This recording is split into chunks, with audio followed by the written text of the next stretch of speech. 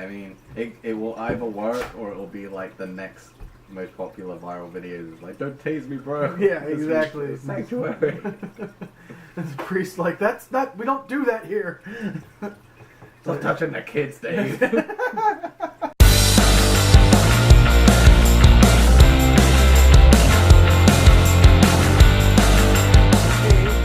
One thing to look forward to, I guess, would be the weird phone shot footage that people are gonna get of the making of the run up, the build up to the making of the mold.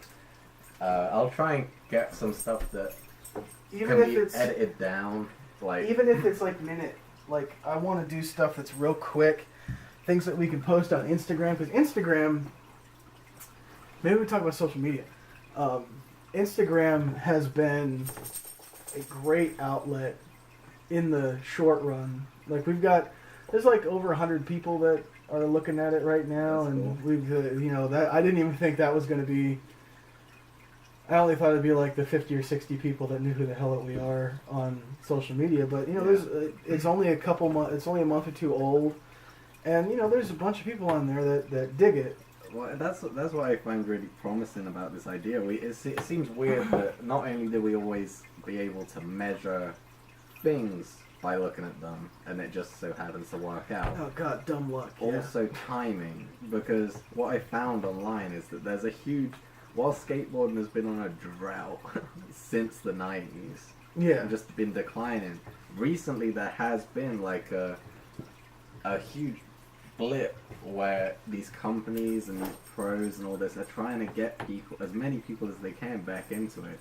And so we've come at like a really good time where I feel like more people would be willing to be like, sure, like you're trying to help, we'll help you, like kind of thing. And that's quite a cool thing. And same with anything else that we make. It's the same niche of people who are like, I'll help you out because I think that's cool. Like, yeah, and I think like, so from when I was a kid, and like I guess my active memories begin in the very early 90s. I was born in 87, so the first 4 years of my life, I was just I've got nothing. But like when we moved from Palmyra to Lebanon and everything, and I remember if I had to learn something, if I had to extract some kind of information, you went to the library. You went to like a university card catalog, or you went somewhere like that to figure something. And I'm not, I'm 7 when these memories, like between 5 and 7, I'm in like kindergarten through first grade and everything, where the computer was still not everywhere in schools. There were places, but you didn't have the internet was in its very very small infancy, back in the early 90s, and it still wasn't. Reference catalogs were still big paper things. It wasn't like you could, like now, and the kids that are coming now, where you've got more power in your pocket than my entire school had in its computer lab, right there. And like with the advent of that, I think we're starting to see the wave kind of ebb and crash, because that has brought it started where we were all so far away. And what made industry go crazy in the 90s and everything was the want to bring everything together. And then once you started to bring everything together, that's when all of the bullshit washed out. Yeah. Like that's when so much noise, the noise to signal ratio on the internet in the beginning was, I think, worse than now, because there was no filters then. Yeah. So you didn't know if the information that you were obtaining had any kind of backup, any sort of research or anything to it. and then all the search engines and all of the gigantic, multi-petabyte banks of computers bigger than my apartment, where things are fact checked, by 7,000 or 8,000 people across the world. I think we're starting to see that sort of that wave crash of the non-information or the fake information, and I think now that we've all sort of been drawn together on this big social media platform, because that's what did it. Google didn't do it. Google bought it, but Google didn't do it. Yahoo didn't do it. Remember Ask Jeeves? Like that shit. Ask Jeeves. I honestly, do you know? This is embarrassing. Do you know how long it took me to learn that Ask Jeeves was a search engine? I literally thought it was a thing that you just ask questions to. I thought it was just a website that you just ask him something, he gives you an answer. No, that's a what way I better thought. idea, by the way. Yeah, that's a way better. They should better. have just done that. Yeah, have an actual just dude. a simple answer. Yeah. Just like right there, like no search results. Like, because same with like people like ask Google. Well, that doesn't fucking do anything because I've still got to look through all the bullshit and find the truth. Why not just have a guy called Jeeves who's a reliable motherfucker? Yeah. I type in a question, he just like if I say, "Can you make a skateboard by driving a car onto wood?" No. Yeah. Like, okay, then we move on. Like so much easier. And I think like this, we're starting to see that right now, especially with the maker community. Like there was a huge manufacturing boom through the early 2000s, probably the first 10 years of the 2000s, I would say. Yeah. In my observation, growing up, the latter half of my life, growing up in that. I graduated in 2006, and the 11 years from then to now, it's more stuff has been invented than the previous 20. But I feel like from like 95, when the internet was like, you have an email address, and that's all it really was. It was private domain names and email addresses. Yeah. And then we sort of get into the social media aspect in the early 2000s, and then through all that, there's this big manufacturing boom of all of these companies sending stuff overseas that is originally perceived as human production cost, but it is manufacturing cost, machining manufacturing cost. It's companies that not necessarily pay their workers any less, and sometimes they do, but it's the means of production is cheaper there because, unfortunately, America being the forefront of a lot of innovation, the technological innovation was overseas.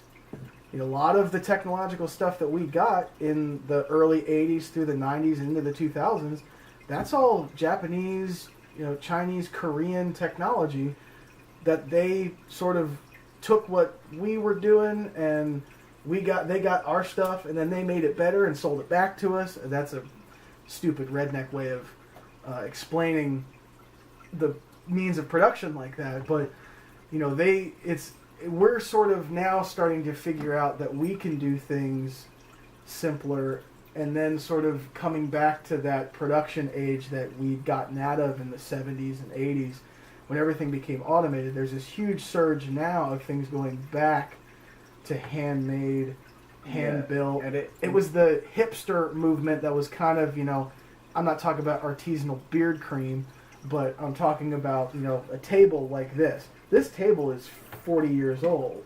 This table was hand-built. This table was hand-routed.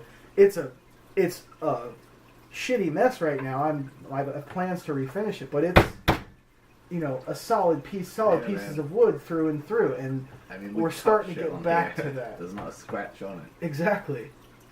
No, I totally agree. I think with technology as great as it is, I think the dawn of the 3D printer should be. I mean, before that, we still had machines that could just make shit without a man touching it. And they run all day and produce shit all day, and not one man does it. But everything that produces is so many jobs that could have been, and like I think jobs that people... his tail on fire. I think, like, jobs that people would have liked to have had, compared to, like, today, what jobs are available? I mean, mainly retail. Yeah, it's a lot of... If it's factory work, it's programming. You're the face... Even retail, you're the face of a computer. Yeah. You're the face of how many stock the computer says we have, and the computer is wrong sometimes. Yeah. So what do we have to do? We have to go through by hand. And so we're like facilitating the computer to a point where, well, the computer doesn't know everything, so why are we using it? Yeah. Like, if I still have, like, we just went through our fucking stock at, I won't say where, hardware store. I nearly said it, so you know already which one it is. But, yeah, like, you know, we have to do our count. And it's like, because the computer isn't accurate. But how much money are they paying me versus what they're paying these computer people to have this system work? And it's because human error is always a problem. Yeah. But human error is apparently not so much of a problem that the computer's the one that's got it wrong. Yeah. And when we go through and count it again, we get it right. So, like, at that point, you're, like, wondering about that. And it's the same when you come to, like, laser cutters, 3D printers, all this stuff. As much as it's great, and yeah, they can produce a lot of stuff, it works on I'm talking like a broad range of production, manufacturing. There's a huge bandwidth of that. There's a problem with it, because if you know, like, just for instance, I know the popularity here, let's talk, is it like Air Jordans? Yeah. Right? Mm-hmm. Now, if I said to you, okay, they're on the market with this much money, but I handmade these Air Jordans, and Michael Jordan came and held every pair. I made 30 pairs, and Michael Jordan held and boxed every pair of them. How much are they selling for? You know what I mean? Like, way more. And I'm producing way less, and my costs are way lower, but my end is, like, way higher. Mm-hmm. And I think you should go back to, like, I mean, people always say promote small businesses, but I don't think that counts for, like, retail businesses. I don't think it works the same, because they're using the same shit as the big guys, because they're following track. But I think if you break the mold of it and are like, okay, we're going to be a real small business, so we're only going to use material here. Mm-hmm. We're not going to ship anything in. Yeah. Everything's going to come from here. We're going to do it by hand. We're not going to use machines. Everything manual. We're going to make way less of them. The price range is going to be higher. But I think people are into it. Yeah. Like, look at how much, like, what is the high-end price of, like, the Air Jordans that are in right now? Like, you're probably looking like $150. You know what I mean? For like a limited edition pair or something like that. Your regular pair of Jordans is probably like $90. I've never bought a pair of Jordans in my life because first of all, I did play basketball, but I never invested money in the sneakers that I wore because I had no illusions.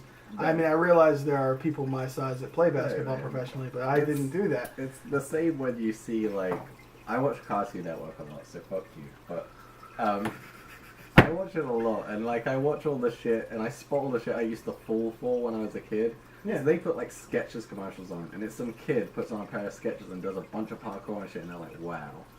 Yeah, like, I'd be able to jump so high if I got these. And it's like, no, like, dude, like, honestly, it's the same method. It's the same shit they have in Africa, where they cut car tires apart and tie them around their feet. Mm-hmm. Ours are more comfy. That's about it. Like, honestly, that is about it. That is it. And I think this whole, I guess you call it homegrown movement, I guess, is, trademark that phrase right here. It probably already is. But I think it started within the maker community, but it started in the food industry. Yeah. And it's still going on right now. There are guys across the world, and a couple guys. That's Rene Redzepi, Sean Brock, who is a cook here in the States. Rene Redzepi, Sean Brock, Magnus Nilsson. Those are the three big guys that come into mind. There's hundreds of other chefs that do that, where they're not concerning themselves with mass production. They are looking at their general area, what's in season here, and it's not farm to table. Fuck farm to table. If you're just going to pluck an apple off a tree and sit it in front of me and say, $70, I'm not going to fucking eat that. Do something with it. Come on. Like, yeah. These guys are taking the food that we've grown here for hundreds of years, and that we got away from because the cost of production went down when we go get it from somewhere else. And they're looking at their general area and saying, what's in season? What do we grow here? This is the food that we're going to make, and we're going to make it the best food that we possibly can. And these guys have, these are like Michelin star quality restaurants and everything that are doing this homegrown, locally sourced type of thing. And I feel like that's an industry where it makes sense. Yeah. And that sort of idea is now working its way down into the means of production for retail environments. The best example of this, and I guess the other end of the spectrum really is the music industry. We've discussed the music industry on this podcast. We both are musicians in our own rights. We both love music. We both listen to music, and are both equally as disgusted with the music industry as a whole. And I feel like everybody out there at this point in time is fed up. And what is really cool is that in Detroit and also in Nashville, you have Third Man Records, run by the juggernaut that is music, Jack White. I don't care what you think about Jack White's music. That dude, in my mind, can really do no wrong. What he is doing right now is in Detroit, in Third Man Records, is the first record printing and manufacturing plant that there has been in 40 years. Nice. And it's not just taking the music that you like and putting it on vinyl. You can literally go and cut your record on their stage, and it gets cut right to vinyl. Nothing in between it, except the old school technology that took spoken word and played instrument and cut it to vinyl. You can literally go in there, and while you're doing it, there's a stylus on a blank making the record. Like, that is an extreme aspect of this, and it'll filter down into, we're not going to be cutting records like that in our apartments or something at any point in time. That means the production is ridiculous. And the only company doing it was some company in Germany that was making these things still. And I think there was even investment to get that back up and running. But I think that is the same sort of thing. And I feel like those two markets are going to feed the other ones. They're going to feed the manufacturers of furniture. They're going to feed the manufacturers of automobiles. If you look at Tesla, Tesla's doing crazy things right now with electric vehicles that have 350-mile ranges on their batteries. Yeah. Granted, right now to get one of those, it's like $70,000 or $80,000 to buy, but it's not $1 million car. It's not like it's middle class achievable. And, if you're making $45,000 a year, you can go to Tesla and buy a Tesla Model 3, which has a 270-mile battery, get it fully loaded with all their systems and everything, and have this electric car that is super high tech and super crazy and affordable. That's again that's an example of where it's going to take us into the future, of having all of the high-end means of production is not going to be out here anymore. It's going to come here and come home and then filter down into all the other stuff. I feel like we're moving into an era where it's going to go back to feeling, as far as production goes, it's going to feel like it was back in the 50s. After the war was over and everything, and after we start making things again, and the auto industry, the oil industry, and all that stuff, where it was just, the country was booming, and then we moved into the manufacturing age and everything went. But I think we're coming back. It's almost like the computer is like a bank of computers now is what an automobile factory was back then. Yeah. It's just it's a way to facilitate the product, and before, the computer was very, very stupid, and it didn't have the capability to do what that manufacturing plant did. But now if you merge the two and put people in there to run the plant, run the computers, and do it so we don't have to outsource, I think that's sort of where we're going. It's really fucking cool. Yeah. No, yeah. I think it's like, when you go with, the problem with it is that the price between handmade stuff and, you know, like, man-made stuff versus, like, industry stuff. Like corporations and these big companies. And they offer you a cheaper price, but one, like, and you know, I don't know if you get a lot of flack for saying this, but like, it's just not as productive for the economy, I feel like, right, with these because they're all, while they claim to be like U.S. businesses, they all are elsewhere. Yeah, they're based in the U.S., but they're all elsewhere sourced. Yeah, and I feel like if you can break that, if you can, you know, get them out, like, I'm not saying they're a bad thing. What they offer as a cost-effective thing is great, but it's the byproduct of what they have, because, so, like, I'll start with, like, so when I went, like, still very interested in blacksmithing and stuff like that, which is something that is gone. Like, it just doesn't really exist on a scale. There's a very small handful of people that do it well. Right? But, and all of us are pushed into retail jobs for corporations. Right? But you ask anybody, like, look at us, like, we both work jobs for corporations to fund what we want to do. Yeah. What if you just had a job doing what you want to do?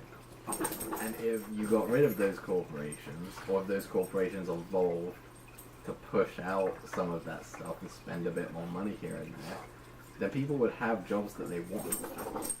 Right? Yeah. You get a higher quality product, and then you can drop the price on it being handmade because it isn't a rarity anymore. Yeah.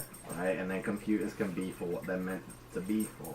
And I know that there's a place for them, and that 3D printing is amazing and all of this, but, you know, when I go to a hardware store now and buy a saw, and it isn't as good as a saw that was made so many years ago and is rusty as hell, that is a problem that we should be addressing. A right? huge like, problem. that's a problem we should totally be looking at. We're going with convenience over quality. Yeah, the variable in the variance in quality of even tools nowadays is being affected, and that's not, you know, that's kind of scary when, you know, obviously the industrial manufacturing, robotics, and big, you know, if we're talking about big machinery, that we're not making new ones of that. We're not making new, ingot formers. Yeah. You know, if people are hand forming a metal ingot or something they're grabbing a piece of red hot metal and they're sticking it in this, you know, 20-ton machine that was built back in the 50s to do that, and it's still doing that. You know, there's nothing like the quality of an old, well-kept tool, even a not very well-kept tool. Honest. You know, it's just like cars now. It's like cars now. You have to have a degree from MIT to work on these things. Yeah, because they purposely, like, you buy a classic car, you pop the hood on that thing. Everything's right there for you. It's like everything is, you know, short of having a fucking sticker on it and telling you what it is. Yeah. Now, not only do they put those horrible plastic molds to make it look like your engine is so much more impressive than it is. Yeah. And you lift that up on these new cars, and it's just like... But also, like, you can't even turn your fucking oil light off without having a fucking computer to hack it. Like, yeah, you know what I mean? Like, exactly. It's so, like... It's very... And with the means of production moving forward, it really... You know, I don't see the car industry being that affected by it. Because cars are... The car industry is something that blows my mind anyway. Because you drive past half of these places and they have, easily 100 cars in a The small ones. The small ones have 100 vehicles. The big ones that are right here, you're talking 200 or 300 vehicles. how many of them do they sell off their floor? Yeah, in a year. Like, yeah, we're not talking even a notable percentage of that. I can imagine a brand new car. Yeah, Yet they're popping up everywhere, and they're churning out more and more of them. And it's just like, yeah, how many cars? Like, because if that was a screwdriver factory, if you compared that, like, how bad is it? How bad are you making these screwdrivers? yeah. I have to buy 3 a year. Like, yeah, what is happening? I completely understand, and like, I understand why, because in a financial aspect, the reason that things don't last for 20 years anymore is because the companies got so big. Yeah. The company's got so a GE washer and dryer, you know, back in the 70s and 80s, they're noisy, clunky, horribly non-efficient pieces of machinery, but they still work. However, you go to any dealership that sells major appliances, you know, they're giving you 6 years. 6 years, maybe 10 if it's an efficiency piece that only 1 or 2 people are using. If you're going in and buying family size stuff and you're using it all the time, your bearings are going to go out, the bushings between the bearings are going to go out. Your drive motor's direct drive now, so that's nice, but if back in the day when you had belt driven motors, if the motor blew, you replace the motor. If the drum blew, you replace the drum. If the linkage between the two blew, you replace the linkage. Now, if your direct drive motor goes out, you got to replace the whole damn thing. Yeah. And it's not cost effective to do that because those things, on a part standpoint, plus the labor, cost more than a new one. Yeah. It's backwards. We're moving into a parts industry instead of a product industry. Well, it pushes people back into the product instead of the parts. Yeah, right? and it pushes, and that's why the used car industry is so crazy high, because, you know, people do the research and they see that all the cars made after a certain time by this company had all these problems. Yeah. So I'm only gonna, I was looking for a Jeep Unlimited X, the big, almost looks like a Humvee 4-door, big car. I found that all of the ones made after 2006 were shit. Yeah. Yeah. Like, all of the ones made after 2006 had engine problems, had cooling problems. People having to replace entire fucking engines after 5,000 miles. Well, no. You think that they don't do the research? Like, they know how long they'll last. That's why your warranty is what it is. Yeah. Like, they know when it starts giving in. Like, but yeah, it's like with cars especially. It's like, if you're looking for a car, when I like dream shop for cars, if I see anything after 2000, it's a definite no. Like, yeah, unless it's like, it's not something you can really maintain yourself. Like, even if, you know, unless you are a mechanic that works one of these places, even then, like, the cost on tools to work on it are astronomical. Insane. Like, if you go, when anything has their own specific tool to work on something, you know that there's something wrong. There's something fishy here. Exactly. The reason for that is that it's fucked. Like, yeah, you know, if you have to literally go and custom, like, I've got friends that are mechanics that have worked on cars that are relatively new, that they've had to literally machine a tool to work on. Yeah. Because the tool, if it one little tiny custom, like, hex, whatever it might be, attachment for a torque wrench is like $80. Yeah. And the thing is, all that a machinist would have to do is go machine a channel in there that fits the certain, like, bolts are bolts, people. Yeah. Like, come on. Yeah. And that's just it, isn't it? Like, there's something wrong with it when you have to do that. When you have to try and keep people out of it. Is like, and I get it, they're trying to bring business back to themselves, but yeah. If you, and I understand, but that's only pushed from retail and corporation, that sales, right? Yeah. And money. But reputation, though, is almost better than that. And reputation now is an afterthought for a lot of these companies. Because look at all the no-name power drills you can buy. Mm-hmm. And then the afterthought of everybody after using it is, I should have spent $20 more.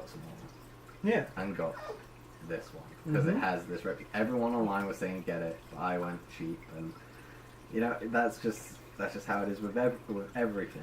Yeah. You can go cheaper. You can go to the ones that are churned out. Every day the factory's running right now.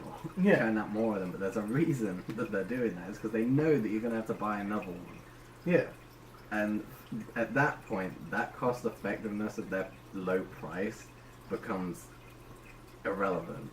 built-in obsolescence. That is the hallmark, unfortunately, of a lot of our industry now. Yeah. And it harkens back to the point that we made in the beginning of the podcast, was that the technology is now becoming such that anybody can obtain it. Yeah. Like, you can get a 3D printer, you can get all that stuff. I often ask myself now, like, why even go to school? There's these online colleges and shit that you have to pay for, but why? Because where are they getting their information from? Precisely. Where's that document come from that you just read to do that paper? Yeah, like, where is it? Where is all of it? It's all online, and if you pay your fee to have the internet, and you have the time and willingness to learn something, it should still count as much as paying all that fucking money for somebody to tell you something that they read off of the internet that you already have. Yeah. So why are schools even a thing anymore? Yeah, I don't know. And I feel like that might be a direction. Fortunately or unfortunately, I don't know. I can't look at it because I don't know. It's not. It's so, the idea of that is so new. It's almost like when that's like what the point is. Like, we're moving back towards the beginning almost. We're starting again. But I feel like the reason that school is that expensive is because they don't really want you to do what you want to do. They need people in retail, because their turnover in staff is so much, because it's a fucking boring, mind-numbing job. Yeah. Whereas if you go back to the day when industry was booming, people, who mechanics were mechanics, like, they loved doing that. Of course there's always one guy who hates his job, but for the most part, why did you get into it if you didn't like it? Whereas now it's like, nobody asks that question. Like, why do you work at fucking, I don't know, like, why do you work at fucking Michael's if you don't love art? Because it's got nothing to do with art. No. Whereas back in the day where they were, like, making their own canvases and shit. Yeah. Like, well, I'm actually an artist and I do this to get cheap canvases and shit. For a benefit and a pay from the same thing. Like, that isn't a thing now. Like, the special effects industry that's where a lot of the people that we respect came from. Like Adam Savage, Rick Baker, Greg Nicotero, Stan Winston back in the day when he was still around. And Stan Winston's studio is still going hard right now. All of those guys were artists, first and foremost. They were artists. They had these ideas that they wanted to make stuff like that, or they wanted to do these certain things, and they worked jobs and acquired skill and acquired these different things, not from colleges. Some are, there's a huge swath that are college graduates and everything. But I think the funny thing in my mind is that a bunch of these guys are not college graduates, yet colleges are going to them to teach. Well, it's also like, look that at has to tell you something right there. Yeah, it's like right in front of you, but it's too in front of you to notice, and it's like, it's such a big problem that you can't solve it yourself. And it's the same with, like, now, what job could you go out and get that would let you acquire actual functional knowledge? Yeah, it's because, like, I can tell you my job right now is like, we are just hands. Like, we have opposable funds. That's like our only use to the corporate computer that tells them how much money they made today. Like, that's it. Like, we help customers carry shit out of the doors. Like, we don't I mean, we help customers whereas acquire the things they need. I feel like it's in our nature to produce stuff. Yeah. To make things. Like, it is. It's like... We need to get back to that. Yeah, because it's just, like, now you can work... this is what makes me laugh about when you go to job interviews. Oh, you work here, here, and here. But all of them are the same job. Mm-hmm. Like, you learn nothing. Like, from here to here. No transition. No. The only thing that I really learned to deal with at a new job is the people that I have to work with, and that's really it. It's not the job itself. Like, you know, like any job you can walk in off the street and get, like, there's nothing there. There's no skills, nothing to learn, nothing to take with you. Whereas, like, back in the day, if you went, oh, this guy went and worked on a construction site and learned how to do this, then he went into, mechanics and shit like that, like, skills, like, shit that after that he could probably, after 10, 15 years set up his own little private business for the people who live on his fucking block. You know what I mean? Like, same with plumbers, electricians, and that stuff's still going. But it used to be much more than that. These craft, like, colleges that do those things, that's great. But that isn't all there is. When you look there, there's plumbing, welding, electrician. Yeah. And that's really it. Yeah. Like, and it's like, that isn't all there is. It's just, it's been taken over by things that just apparently we can't do as cheap. It's not that we can't do them as well, as much as people would argue. No, you can acquire any kind of skill as long as you have the discipline to learn it. There are the skills like welding, and if you're a kid or you have kids and you happen to be maybe watching this or haven't seen them watching this or something, and thank God if you are, thank you. Yeah. But don't overlook the biggest thing in the maker community that we as a maker community, and I'm speaking for everybody, that we want the kids to understand that are coming up behind us is all of those jobs, welders, electricians, carpenters, engineers, now computer programming and stuff like that, that's coming into the same and be respected as the same as those. Don't overlook those. The industry is always going to need welders. The industry is always going to need engineers, plumbers, electricians, regardless of how high-tech things get. No. You're always going to need those jobs. And those are jobs that are very well paying, but you acquire skill in. Here's like... Literally do anything after you learn how to weld. You can go weld anything. Well, that's it. Here's how low scale my aspirations have got into, like, just the ongoing realism that you develop from being young to grow in. Is just you continuously get more realistic with what is important. And so you start with these crazy ideas, astronauts, and like, a lot of kids want to be firemen, which is great, but nobody does it because they're like, they need people. Yeah, so that dream doesn't follow through. Yeah, to translate because they need. And you know why? Because you can't. Because schools and parents and shit can't give a kid something that makes him interested in that. Yeah. They can't simulate that for him. They can't develop those skills. Because could you imagine a firefighter, like a fucking universal soldier that you train from this tall? That's what he wants to be. Yeah. And then he grows. The best fucking firefighter you've ever seen. I guarantee you that. Guarantee. But we don't do that. We're like, okay, but we're going to sit and do some maths now. Yeah. But we're not going to tell you how to pay a mortgage. Which is more realistic shit. That, like, you have to learn after the fact when you're about to do it. Mm-hmm. And it's like, it's nuts to me that's how it is. Because, look, now my ultimate dream job would be me and you, save a couple grand, go to a craft college, you do fucking plumbing, I do carpentry, or whatever. We pick a thing each. Then we buy a white van. And we just do fucking jobs like that. Yeah, just turn up places, lay patio for people and shit. Mm-hmm. You know what I mean? Like, good money there. It's definitely a viable business if you're offering it cheap. And if you but you need that paper though. You absolutely need that. It comes back to the paper. And if we could do that, that would be my dream job. If I just had to fucking jump in a white van every day and go do a different thing every day for somebody, that would be way more satisfying than a job that, in computers. Mm-hmm.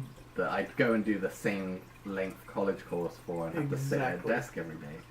It's just not for me. I don't think we're meant for it. Like no. As humans, we have a natural inclination to make things and to work on things, even if that's not your thing at all. You know, it might be. You just think about it in that way. Well, yeah, like look at. I'm sure it's like plenty of people who have got pushed into being a plumber because the money wasn't right, so that's what they did at college, and they needed the job because their parents were pushing them.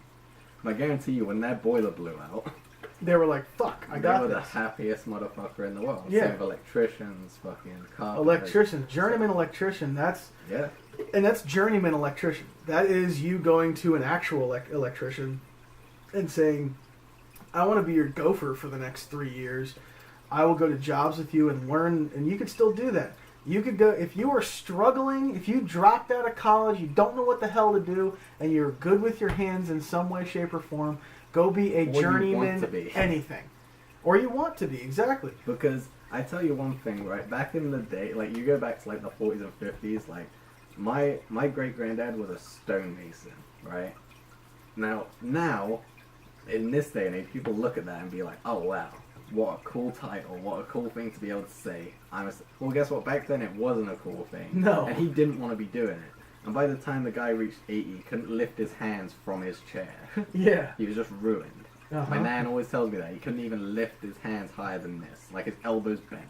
That was it. Because they worked on like a workhorse. But I tell you one thing, that like, the guy didn't want to do that, but he could probably do work that would just blow your mind. And that isn't even the top end of that industry, you know, like not the best. But it just shows like time. Just put time into something. Yeah. You're not good at something. Like, why would you be if you've never done it? Put the time in. If you want to do it, if you need the money. Money is the best motivator in this time, especially, and it always has been. You know, people who are mechanics, people who are electricians, especially in those times when that wasn't a thing that you wanted to be. I mean, it might not even be that now, but the money's there. Back then, it wasn't even really there. No. But you do it so long, and you become an expert at it without even realizing. And then you realize, oh, well, fuck this. I'm going to buy a white van. And I'm going to do my own thing until I retire. And then it's just sorted, isn't it? Like, that's just how we need to be. Yeah. Well, that'll do it for Not Exactly Round again. Jason, Warren, will be coming up with a cool project here. The skateboard thing that we mentioned in the last podcast is going to be, through the winter months here, going to be getting more developed. We'll have a bunch of video documenting our process, and then hopefully, you know, if you're a skater out there, you'll ride one of our boards at some point. Yeah, just shoot us a message. Yep. Never, like, leave a comment, whatever, I don't care. But if that sounds like a cool idea and that's something you're behind, obviously that ultimate end of that would be hand-forged trucks as well. Fuck yeah. And then you've just got a board that's completely handmade, and I just think that's awesome. Like, for me, that appeals. So, yeah. Definitely. Later. This is still fucking cool.